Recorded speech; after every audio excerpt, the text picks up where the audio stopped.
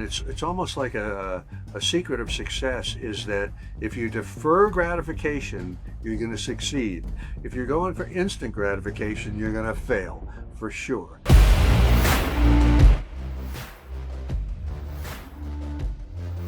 Mr. Pressfield, welcome to the show, sir. Rich, thank you very much for having me. I'm looking forward to it. You know, ever since we started doing this podcast, you're one of the people that I wanted to have on as a guest.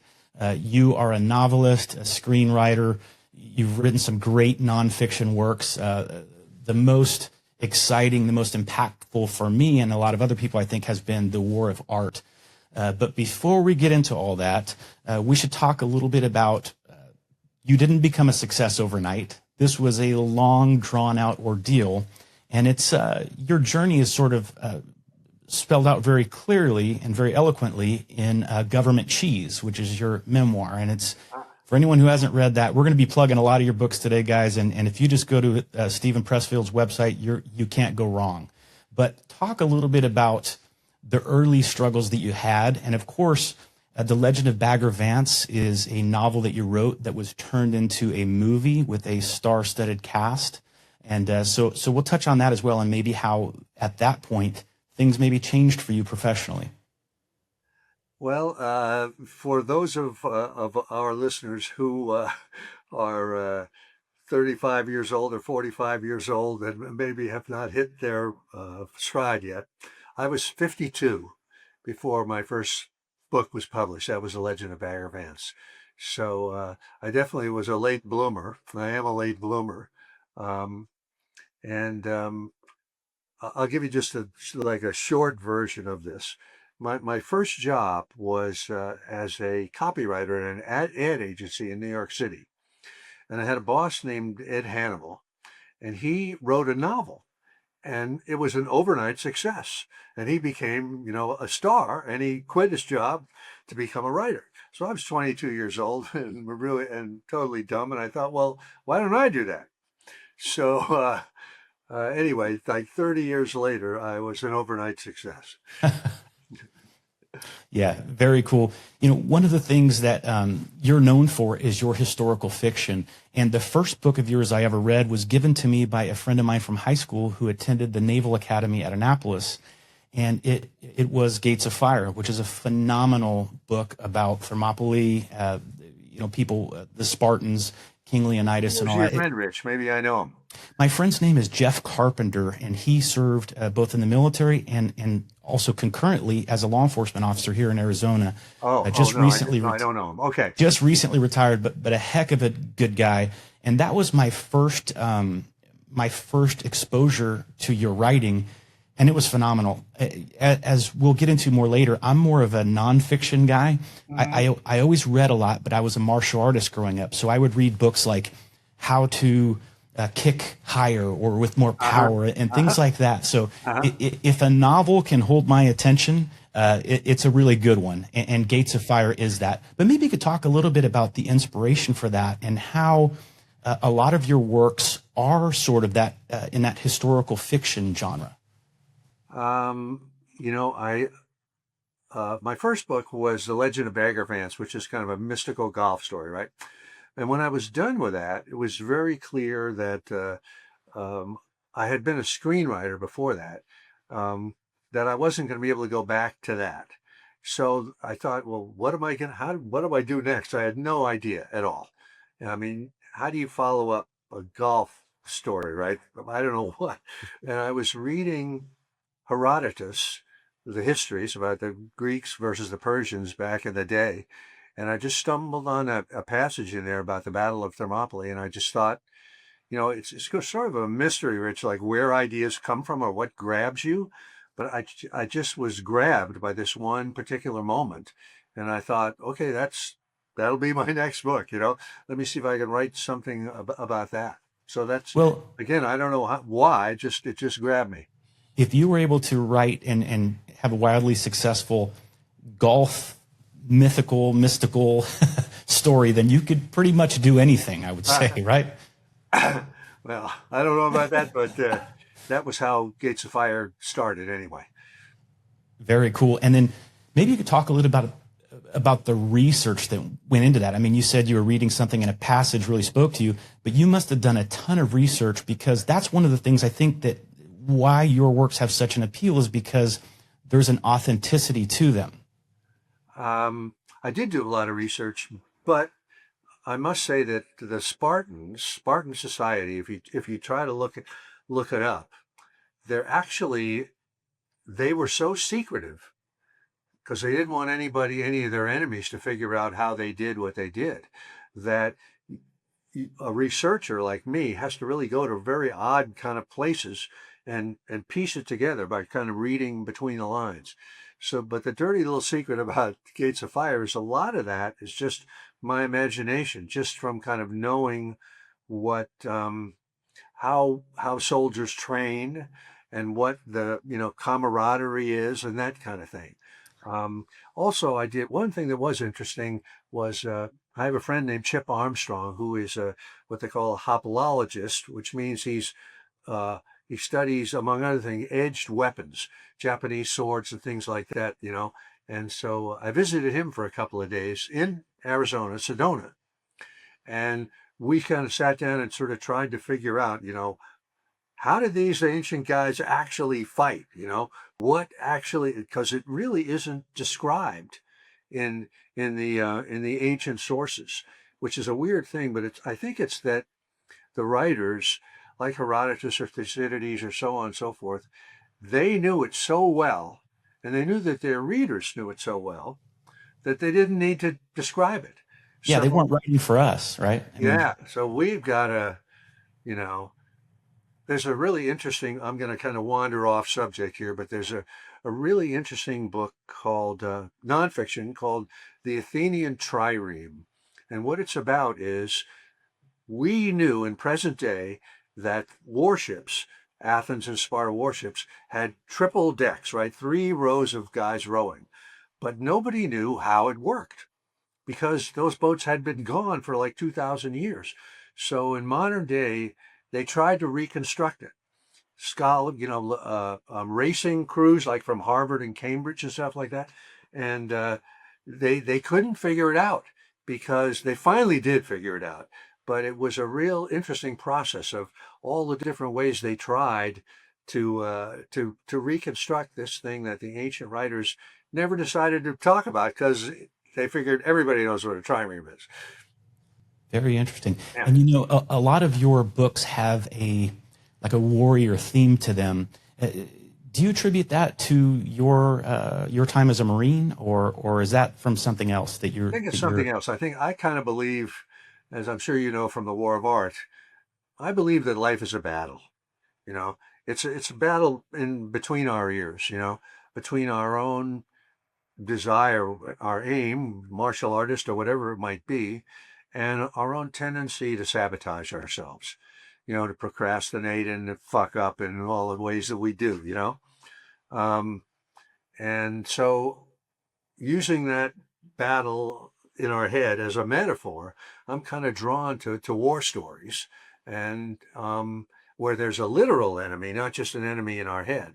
So that I think that's, again, I'm kind of guessing because I don't even know why. It's not like I make up my mind to do this. I'm just sort of, it's an instinct that I follow. Yeah, and you draw comparisons between a warrior and an artist, which is very interesting because, as you alluded to, the artist is fighting a battle internally, whereas a warrior has a tangible opponent that he's facing. Yeah. And it sort of became clear to me over time that the virtues of a warrior are the same virtues that an artist needs. And, courage, perseverance, patience, the willing embrace of adversity, a love for one's brothers, and even a love for the enemy, a respect for the enemy. And for our female listeners, I also would say that those virtues are the virtues of a mother. The virtues of an artist and the virtues of a warrior are the virtues of a mother. For instance, or let's consider it as an artist. A mother who's pregnant is bringing new life into the world, just like an artist that's, creating a building or a sculpture or a movie or whatever. And the mother sets her own ego aside. Everything is for this new life inside her. And even once the baby is born, a mother will run into a burning building to save her child. She'll, lift a Buick with her bare hands, if that would. So those same virtues, courage, selflessness, the dedication to something other and greater than yourself are the virtues, I think, of a warrior, of an artist, or of a mother. Very well stated, and it makes a lot of sense. Talk a little bit about the War of Art. Now, the War of Art was first recommended to me by another friend of mine. I have some good friends. This guy's name is Jeff Chudwin. Yeah, this guy's name is Jeff Chudwin, and he was a chief of police in Illinois, and he was one of the founding members of the Illinois Tactical Officers Association. I do know Jeff. In fact, I've got a closet full of ITOA T-shirts that he sent me. Yeah. Perfect. Well, then that he recommended your book, The War of Art, to me, and I'm like, oh, that's the guy who wrote Gates of Fire, and then I read that book, and the reason why he recommended that to me is, among the other things that he's done, Jeff Chudwin, he was writing and still is, I believe, writing for magazines and stuff, and that's how our paths crossed. And I had told him, this was around 2015 or so, I told him I was working on a book and kind of let him know how difficult it was, because I write for magazines, which usually has a word count of 1,500 to 2,000 words, and now you're talking about a book where that's like maybe 25,000 words minimum, and it's kind of an overwhelming task. And he goes, "Oh, dude, you're working on a book, you got to have the War of Art." So I'm like, okay, and so I got the War of Art, and I can't tell you how much that helped me. And when you're describing resistance, which I want to get into in detail, that's a big part of that book. And you're laying out like people that don't live their true life because of resistance, whatever the case is, whether they have an illness, perceived or genuine, that they really play that up to the point that they don't live their life that they're supposed to live. They're living this, I think you call it like a shadow life. It's very interesting. But you say in that book that resistance almost prevented you from writing that book, which is about resistance, which is so helpful to other writers. So maybe you could talk a little bit about your inspiration for the War of Art, and then we'll get into what resistance is. Okay. When you're a professional writer, friends will come up to you all the time and say, I've got a book in me, can you give me some advice? And so I would kind of sit down with friends of mine, late at night, and I would, the first thing, forgetting about the craft of writing, I would just warn them about this negative force that's floating in the air that I call resistance with a capital R. And I'd say, if you're going to sit down to do this, you better buckle up your chin strap, because you're going to find demons in your head, procrastination, so on and so forth, that's going to stop you from doing this. And so, of course, nobody ever listened to me. Nobody ever did what, they completely blew off whatever projects they were. But people kept asking me. And so finally I said to myself, why don't I just write this down on a piece of paper, And then when someone asked me, I'd just say, here, read this. So that was why. So the War of Art really came out very fast. It was like 2 months or something, whereas a normal book for me is 2 years. So that's where the book came from. Very interesting. And you wrote in that book that you felt resistance in the form of, maybe you shouldn't write this literally as a nonfiction work, but maybe you should incorporate these elements into a novel. And I mean, you talk about how that is, and resistance can be a very sometimes logical opponent, if you will, to where that is a reasonable thing for you as a novelist to do it that way. But I'm glad you didn't, because I might not have read the novel. Very cool stuff. It's a really diabolical force. It takes the form of a voice in our heads, right? And the voice is kind of talking to us, and we think it's our own self. We're logically thinking of something. But it's so subtle, like that argument that it made to me as I'm working on the War of Art. It said, you really shouldn't be doing this, spelling this out overtly. You should make it a metaphor and write a war story and have this as the enemy, da da da da. And that, like you're saying, Rich, that was so subtle that I thought, maybe that voice is right. Finally I had to say, wait a minute, that's not me thinking that, that's resistance. So I was able to, dismiss it and just keep working. Another thing I really like about what you do, Steven, is that you write what you are passionate about. And I think that's all I can do. I mean, sometimes I'll write an article that I'm assigned that may not be quite as interesting to me as another article, but it's still within the realm of firearms or tactics or things that I'm interested in. But there are some writers that I talk to, and even some successful authors, that they try to write what's commercially viable. And that doesn't seem like what you've done. So maybe you can talk a little bit about both sides of that. By the way, Rich, thank you. These are great questions that you're asking. So thanks for reading stuff so thoroughly and for thinking about this. Well, I have read The War of Art, I would say, no less than 20 times. I've listened to it more times than that. I love also that you narrate the audiobooks. I think that adds something when you're getting the author as opposed to another person narrating it. Yeah, that had to be for that. But back to kind of what you were saying, like in business, if you and I were getting an MBA or something, they would probably tell us, if we were going to say, well, what company should we start? They would say, well, look for a need out there in the world. Maybe we need a yogurt store at the corner of, Wilshire and 22nd, and then fill that need, and that makes perfect sense.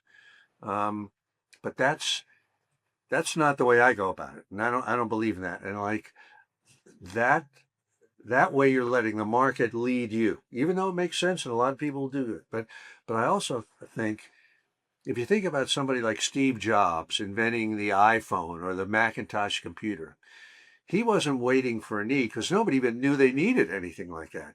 He was leading the market. He was saying, I love this thing here.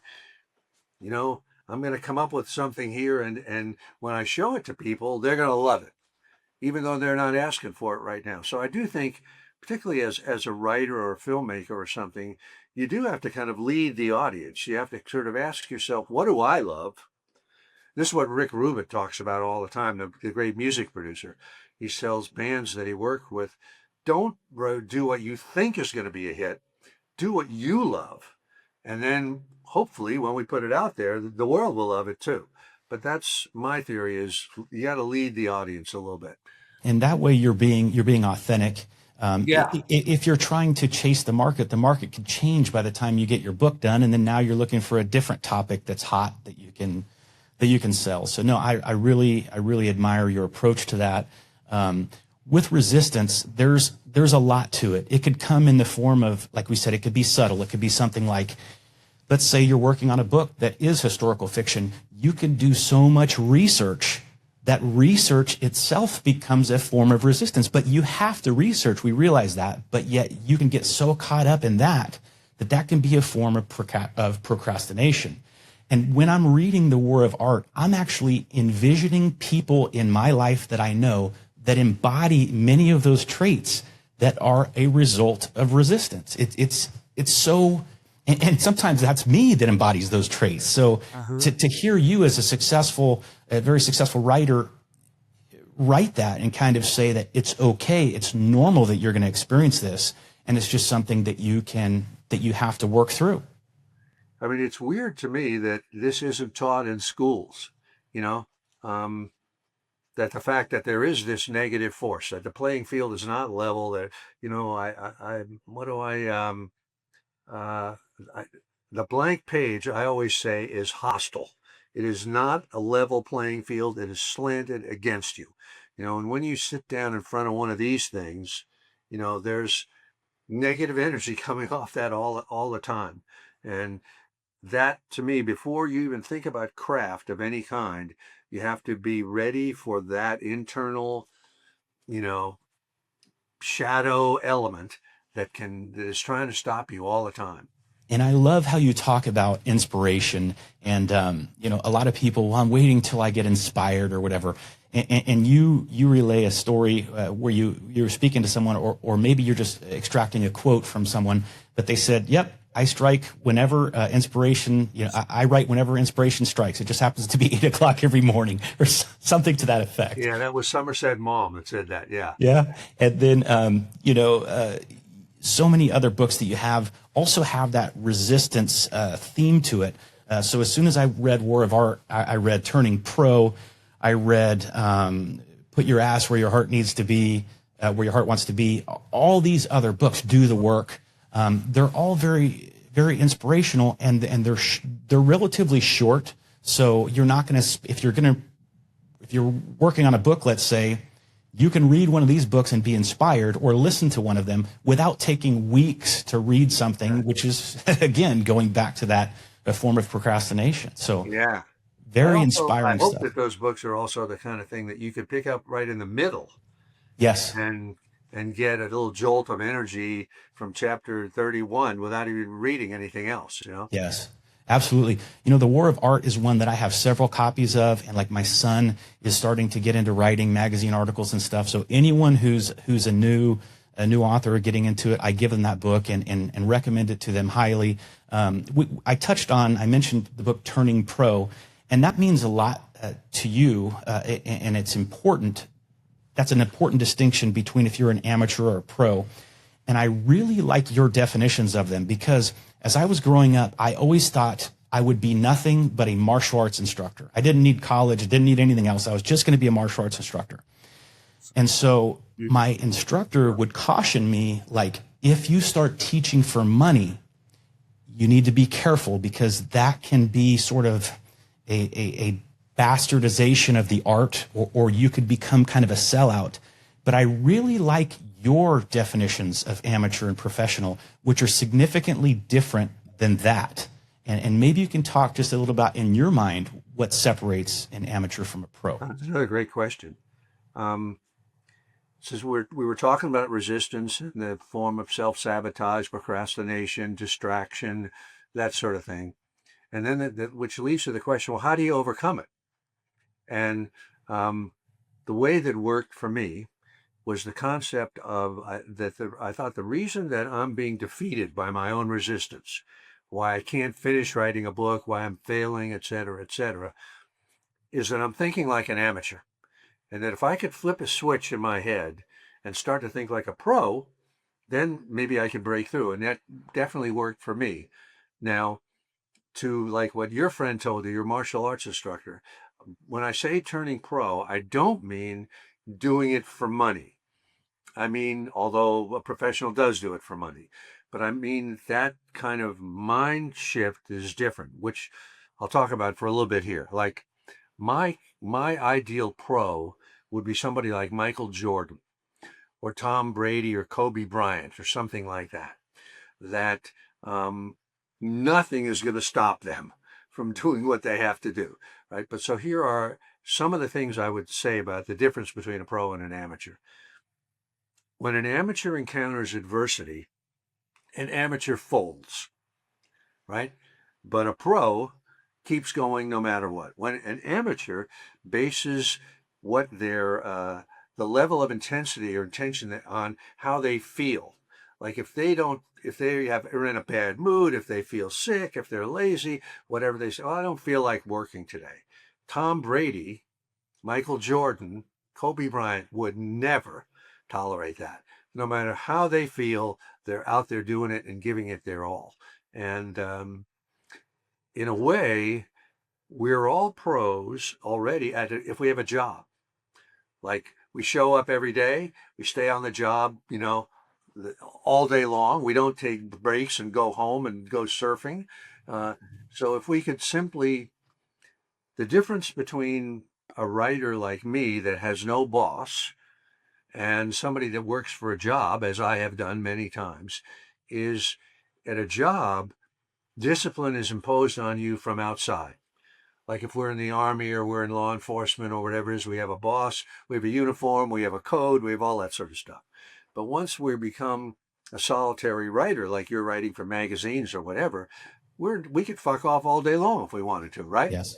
So now discipline becomes self-discipline. And that's another thing that's not taught in schools, and that's absolutely critical, I think, to any kind of success, where we become our own sergeant or our own mentor, our own teacher, our own coach, and self-talk and all that sort of stuff. And we develop that professional attitude that gets down every day and does the work no matter what. Maybe you can share, because I would paraphrase it and screw it up a little bit, but the time when you just were so frustrated with being a writer who didn't write that you pulled out your old typewriter and you banged out some pages and you said they weren't even anything good. I don't even know if you kept them. But after that, you sort of turned the corner a little bit. Just the mere fact of sitting there and writing, even though that wasn't something that was published, that's an important thing, because you are doing what you're supposed to be doing. Instead of saying you're a writer or identifying with the idea of being a writer, you're writing. And from then, it may take a while, but that's an important first step, right? Yeah, well, thanks, Rich. You definitely read The War of Art very well.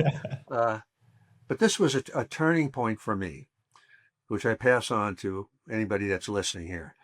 I had, prior to this, tried to write a book and completely failed, and then had sort of run away from writing for like 5, 6, 7 years. But I kept my typewriter, my old funky typewriter. And one night I was driving a cab. I was living in a sublet in New York City. And I just got into this sort of my normal crazy head of like, do I want to go out and get drunk? Do I want to go out and chase women? Distracting myself one way or another. Resistance, right? All forms of resistance. Right. And I thought, I just cannot do this another night. I've done this so many times. And so I pulled out my typewriter thinking, this is the dumbest thing. I hate this.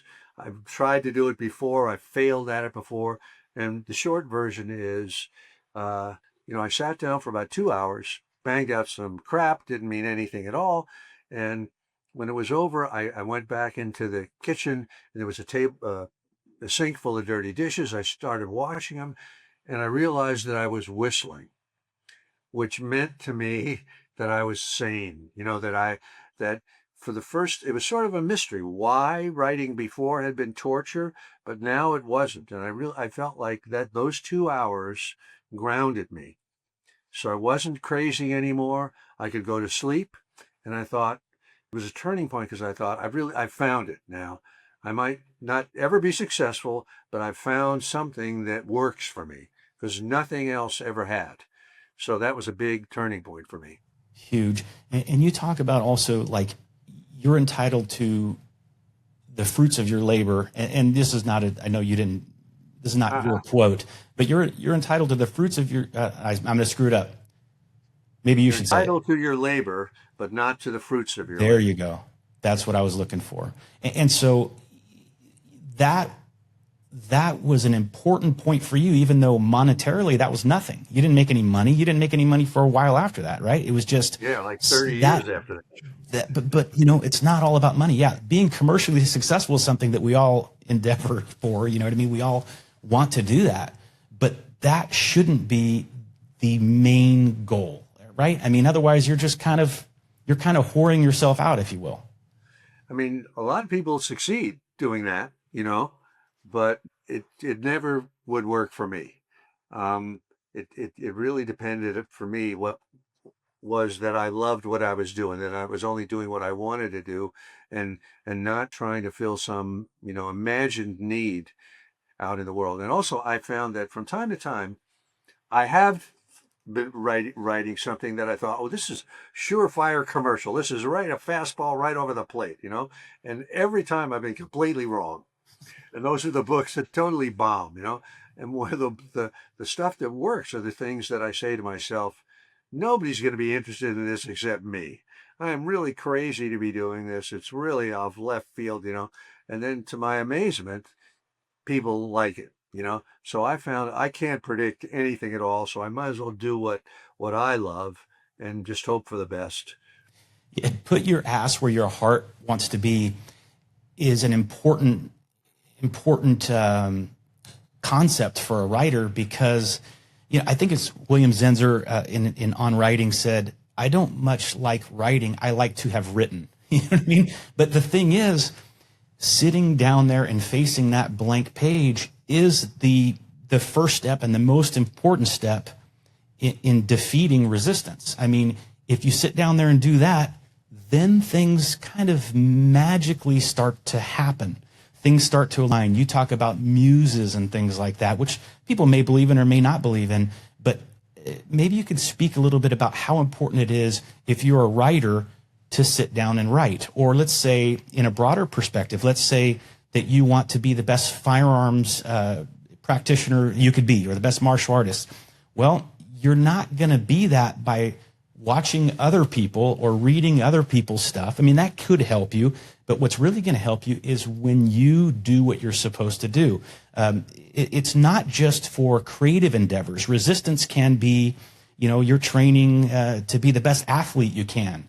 And are you willing to do what it takes to overcome all those obstacles, all those insecurities, whether that's from your own mind, kind of imposter syndrome stuff, or whether that's that you got smoked in your latest competition or whatever, but you still have to go back there and put in the work. I can't really add too much to that, Rich, but the one thing I would say is that, like, if someone is thinking about some dream that they have and they're wondering, well, what's the first step? The reason I say put your ass where your heart wants to be is move your physical body to where, if you want to be a firearms expert, get out on the range. If you want to dance, get into the studio. If you want to be a writer, sit down in front of one of these. If you want to be a musician, just put your ass at the piano or and then you're right. Just by bringing your body there, the muse, the goddess, sees that, and good things will start to happen. Yeah, when you're humble and just sit there and write and are not trying to be too fancy or too artistic. Again, going back to resistance, it's easy to default to the instant gratification, especially in today's society, right? You got a 24-hour news cycle, you got social media. Yeah. So instead of going out there and putting in the work, whether it's at the keyboard or whether it's on the range, you could take a picture, or a video of you shooting real fast or doing something that you're expert at, instead of getting out there and working on what maybe you're not so good at, that's going to make you better in the long run. So that's always a challenge as well in any endeavor that defers that gratification for later as opposed to getting it now. And would you agree, Stephen, that it could be more challenging now? I mean, I know when you were first coming up, you lived out of your van for a little while. You lived in a house with, I think, no electricity, and all you were doing was concentrating 100% on writing. I think that's even harder to do these days. Would you agree? I would. There's so much distractions. We were talking about Steve Jobs inventing this thing with this, terrible, negative force these days with all the distractions.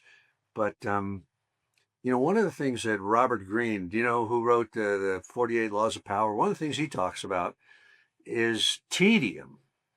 Like, the stuff that you got to do a lot of times is boring. It's a grind. I mean, if I know on the shooting range, a lot of times it isn't fun. You're drilling to do something over and over, or somebody that's trying to learn to be a concert pianist, they got to play scales, these boring things, for hours. But again, it's almost like a secret of success is that if you defer gratification, you're going to succeed. If you're going for instant gratification, you're going to fail for sure.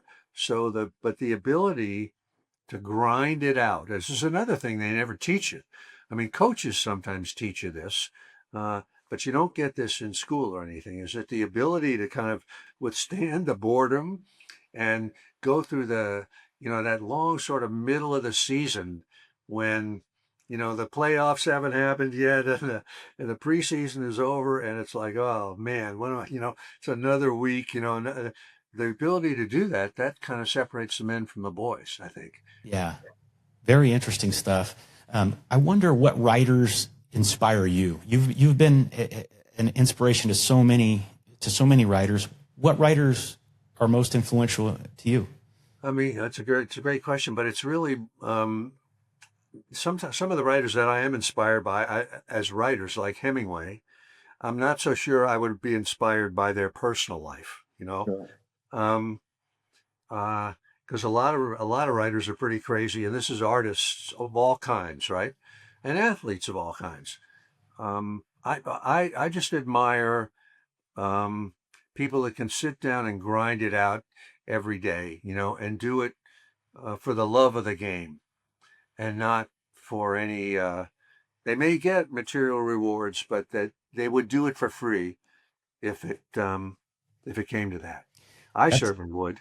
Yeah, and that's going back to the way that you define a pro versus an amateur is like a pro loves it so much that he makes it his whole vocation as opposed to an amateur who just kind of dabbles. So you might Yeah. assume this is kind of the common assumption is that if you're an amateur, you really love the sport. You're not making money from it. Well, do you love it as much as the professional who dedicates his whole life to it? Yeah, he's getting paid, but it's not about that. I mean, that's a byproduct. Yeah. I mean, if you think about like golf, just as an example, but any sport is true, there's so many people who are great at it, but are not making any money.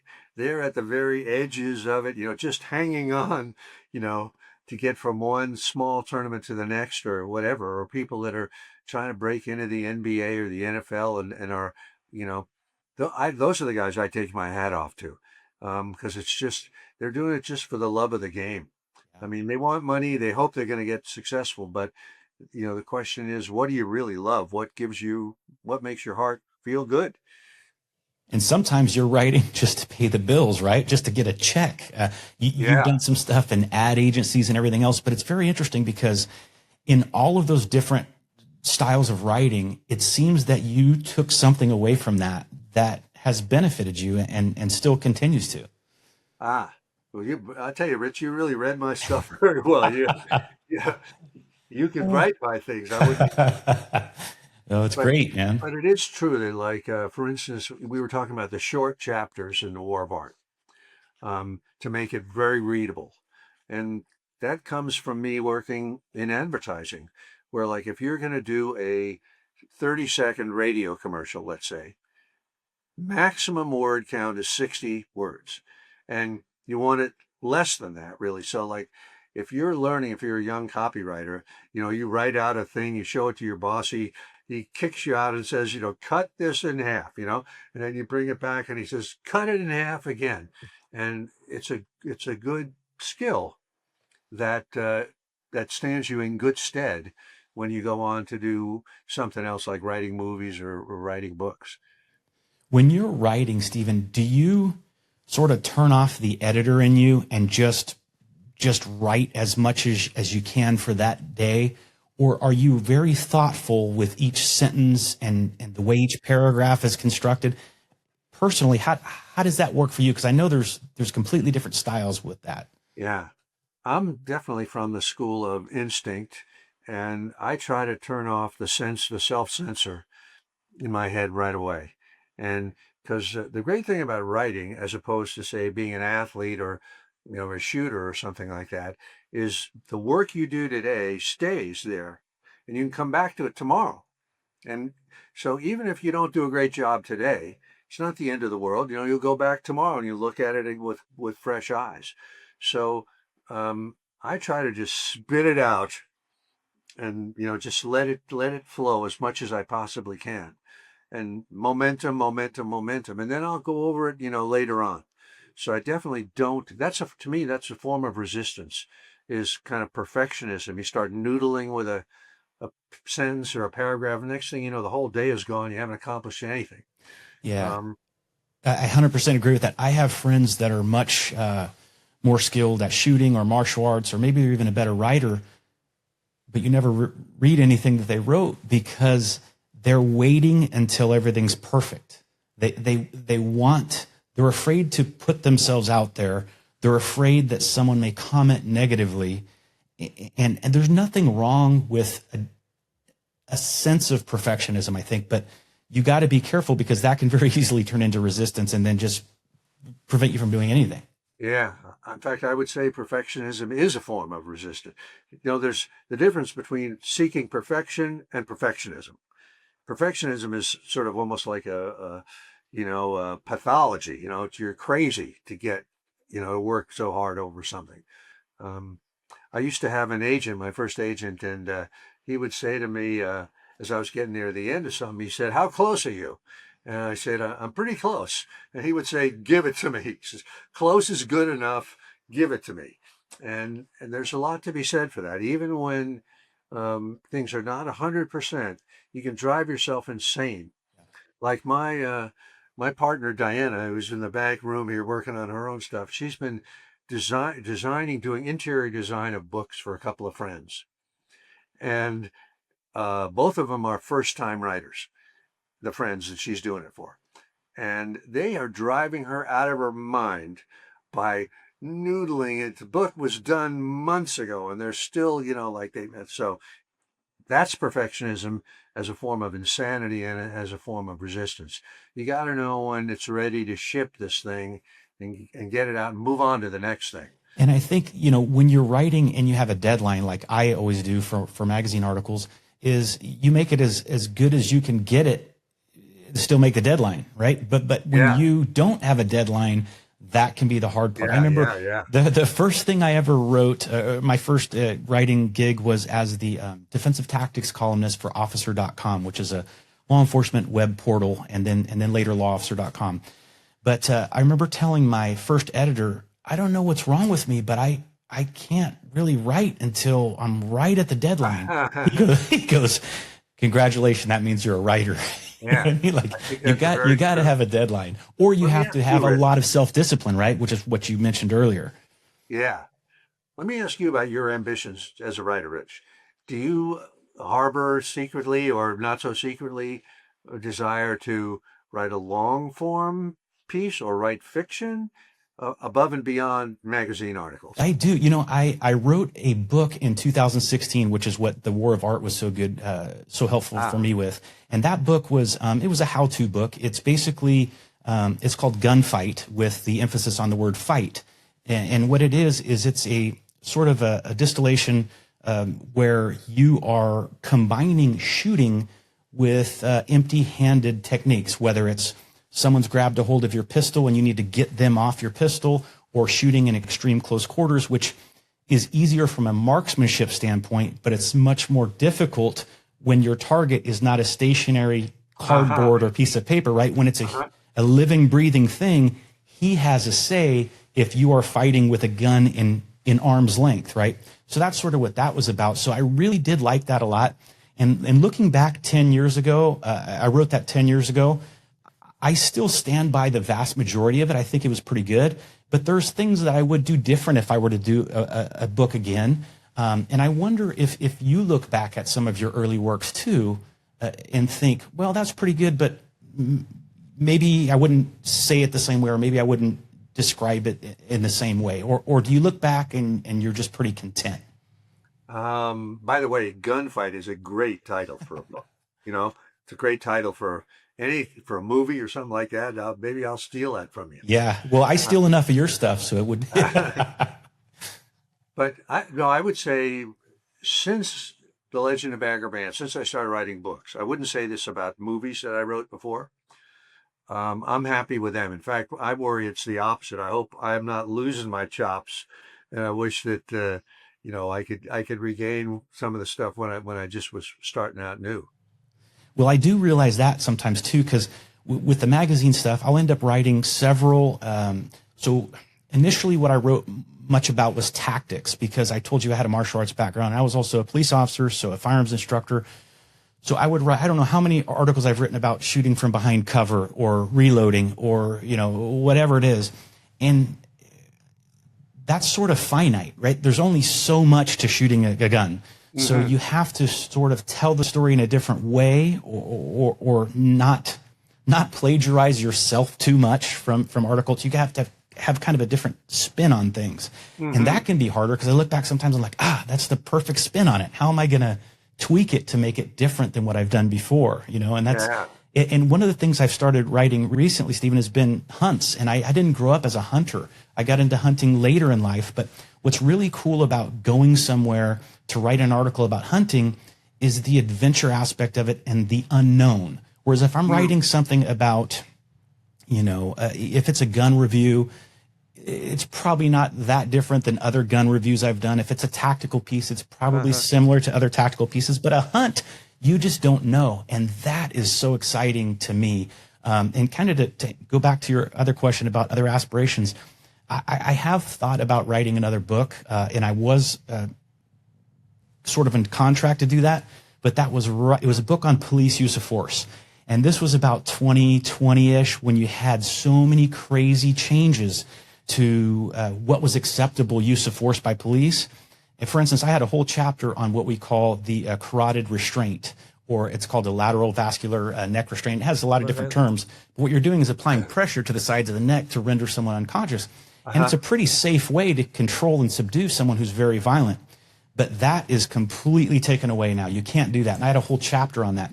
So I sort of backed off. I told the publisher, listen, it's not the right time for this book. I'm afraid that someone is going to do something that I recommend in this book, and it's going to be contrary to their department policy or to state law. And so I sort of backed off from that, and have been very busy writing articles. But the one book was very interesting. I would not rule out writing another one, but it is difficult. Now, one thing that helped me with that book is I tried to view it almost, instead of, say, writing 25,000 words, I sort of broke it up to, okay, maybe it's 25 articles, and so I kind of did it that way.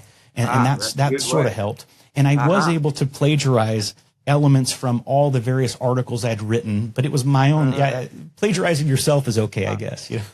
Is podcasting an ambition of yours? It is. Well? I didn't know it was, Stephen, until I ended up going on an event in Sweden a couple years ago, and then Aimpoint asked me to host a podcast, and I go, wow, that would be really cool. And what I love about it is you just get to talk to people, and with you, this is someone that I was really looking forward to talking to, and I knew it would be a very interesting and enjoyable conversation for me, and I'm sure the listeners and viewers as well. But sometimes it's someone who I think, I don't know how this is going to go, and it turns out to be very interesting. It's just when you get someone's perspective, it's really. It keeps things fresh when you're able to do that. Yeah. Now, but you got to do a lot of preparation, don't you? I mean, you do. For years I had to, years reading the War of Art over and over. And no, I'm not always as prepared as I am this time, but it just happens to be something that I'm pretty knowledgeable about. And I will say this about the War of Art too. Like, I'll go on walks a lot, and I'll throw in my AirPods, and I'll just listen to it, and I'll catch something out of it that I didn't catch any other times. And then the other books, your other nonfiction works, I find to be similar to that, but just a slightly different take on things, or the focus is on a little bit more of this than that. And that's what really appeals to me the most. Government Cheese was a great one too, because from reading The War of Art, I was very interested in learning more about your early struggles and all that stuff that you sort of talk about in The War of Art. And I find that very interesting as well, and motivational. So there are a lot of books that focus on the craft of writing, right? Like you talk about, that focus on, is there a comma here? And to me, I don't mean to toot my own horn, but somehow, God knows I wasn't the best student, but somehow the actual writing part of it, like structuring sentences and things like that, has always come fairly easy to me. For me, it's the motivation, it's the discipline, it's the overcoming resistance that is really the key. But it doesn't do you any good to overcome resistance if you don't have kind of the mechanics of writing as well. So it's a little bit of both, I guess. Yeah. There's the craft, and then there's the kind of the mindset behind it. And you can find a lot of books about the craft, but not so much about the mindset. Yeah. That's why I admire people like Michael Jordan or Tom Brady, because they've got the craft, but a lot of people have the craft. But what other people don't have is that intangible that they do have, that mindset. Sure. A lot of our viewers obviously are shooters. And I know that you have done some training, and you've done some training with Clint Smith. You've also been to Taron Butler's place. Taron Butler trained Keanu Reeves for John Wick and things like that. So tell me about your shooting background. Ah, well, it's pretty thin. I mean, from the last, when I went up to Thunder Ranch, Clint Smith's place, that was in Oregon before he moved to Wyoming. That was the first time I'd shot since the Marine Corps, since, the rifle range at Paris Island. So I'm not like not even an amateur shooter, but it was certainly fun to be up there and be taught by the fellow Jarhead, and get my ass kicked by them. Yeah. But I can't claim to be any kind of great shooter, that's for sure. What a good dude, man. I've only trained once with Clint Smith, but it was very memorable. Yeah, and his voice is great. I mean, if anybody would ever read an audio book, he would be a great guy to do that. Oh, He has yeah. that Marine Corps, horse thing. It's terrifying. Yeah, and the injuries that he's overcome and everything is just amazing. What a Yeah, mentally strong dude yeah. that is. Half his Yeah. body is titanium, Exactly. Yeah. Have you had much experience, or have you shot any firearms with red dots on them? I have just a little. In fact, I know we were talking before. My house burned down, and my Glock 19 that had a red dot top to it, got destroyed in that fire. So and I haven't been able to, or I haven't replaced it yet. And it's been a couple years now, Steve? Or Yeah, like a year and a half. Yeah. and was it the Palisades, or was it the? Yeah, it was in Malibu actually, which Okay. is sort of adjacent to the Palisades. Okay. What a horrific thing to happen. And obviously you guys escaped with your health and everything, but Yeah. talk about resistance as far as that goes. I mean, what could be stronger resistance than your house, your writing studio, everything burning to the ground? Well, one of the great things is what really sort of has kept me together since then is continuing to do the work. And we're this house right here's a rented house where we're staying, and we can work here, and so God bless. I have no complaints on that subject. Yeah. So I hope we can get back, and but it's interesting because a catastrophe like that, you wonder, is this a sign from heaven that I should be doing? But I don't know, because it happened to so many, like 13,000 people lost Yeah. their homes. So Yeah. I can't say it was me, Well, fortunately, if anyone was prepared to deal with resistance, it's you. And of course, I know there's challenges you couldn't have perceived. I mean, if my house were to burn down, I don't understand all the problems that's going to come with that, but I know it's a lot, and I know that your ability to overcome resistance is probably one of the things that has seen you through. Yeah, that helped a little bit, but that life is adversity, and this is just one kind. It'd go a lot worse. Well, you have a new book, The Arcadian. Tell us a little bit about that. This is another sort of, it just came out about a week ago. This is a recurring character that I have, Telamon of Arcadia, who is a solitary mercenary of the ancient world. Sort of like the Clint Eastwood Man with No Name, but instead of a gun, he's got a sword and that kind of thing. And Telamon he's been in 4 books of mine, and he has a problem, and that is that for crimes he committed in a previous life, he's been doomed by heaven to live lifetime after lifetime, always as a soldier. So, he kills and is killed, and his quest is to get off this wheel of karma, to kind of serve his time and finally be released from it. And that's what this last book, The Arcadian, is about. That it may be his last lifetime where he can finally get free. Very interesting. I'll be sure to get that one. It's pretty good. I think you'll like it. What are you working on now? Are you working on more historical fiction or something else? Actually, I just finished the next Telamon book. Okay. In the sequence. And I'll give you just a little hint of it here. This one is set so far in the past, it's a prequel, that it's the age when the continents drifted apart.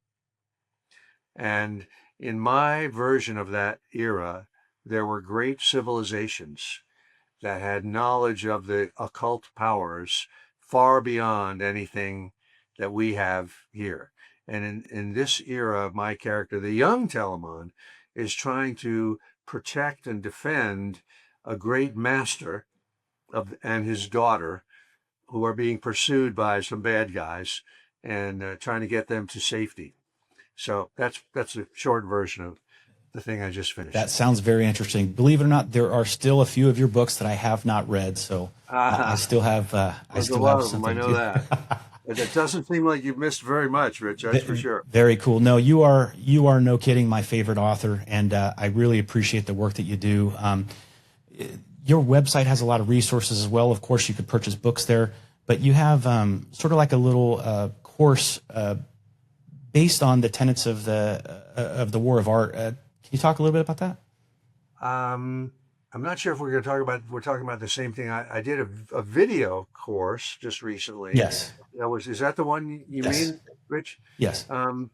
Yeah, this was, I finally did a 1-day, I never do a course. I've never done that sort of stuff, but I did a 1-day live event a couple of years ago about resistance, about exactly what we're talking about here. And we videotaped it, my partner and I. And actually, it's not available at the moment, but it will be very soon. Okay. If at my website, which is just my name, StevenPressfield.com. But it was fun to do, and I think you would like it, I think, Rich, but it's really specifically for writers, it's about that resistance and that stuff. Yeah. And for me, it's very personal as a writer. That just speaks directly to me. And of course, overcoming resistance, you mentioned it could be a painter, it could be anything, but I think it's important to note it doesn't even have to be a creative endeavor. It could be anything that you're aspiring to do. Not at all. Yeah. Yeah. So, I mean, I think that the War of Art and your nonfiction works particularly are going to be inspirational to anybody who needs inspiration, frankly. And as a young cop reading The Gates of Fire, that was very inspirational for a different way. You know what I mean? It was just. I bet. Yeah. Yeah. Very cool stuff. Well, give us. While we're here, Rich, what's your email address? My email address. If you don't mind giving it out. No, I don't mind at all. It's rich@nancetc.com. Again, what was the second half of that? It's rich@Nance, NANCE. Oh, okay. TC, like TomCharles.com. Okay. Okay, great. Nance Training and Consulting is my company, so that's what that's about. Okay, great. Awesome stuff. Well, tell us one more. Stay in touch. I would love that. Tell us one more time where to go to find if they want to purchase a book or see what you're up to. Give us the website address again. The website is just StevenPressfield.com, but the book, The Arcadian, is available at Amazon, Barnes & Noble, any one of those places. And it's a good book. I think our listeners today, have an aiming point of view. This is right up their alley. Very cool. Be sure and check it out. And I can't recommend The War of Art enough for anybody. Anybody with a goal, anybody who's aspiring to have some skill or to accomplish something they haven't yet accomplished. You cannot go wrong with that book. Thank you so much for being on today, Steven. It was very enjoyable. Thanks, Rich. You did a great job. Really, you were so prepared. Thank you very much for making it, a lot of fun and a piece of cake for me. Thank you very much, Steven. All right. See you next time. All right, guys, that's a wrap for this episode with Steven Pressfield. If this episode resonated with you, be sure and let us know in the comments. And don't forget to like and subscribe to Aimpoint's Taking Aim podcast. We'll see you next time.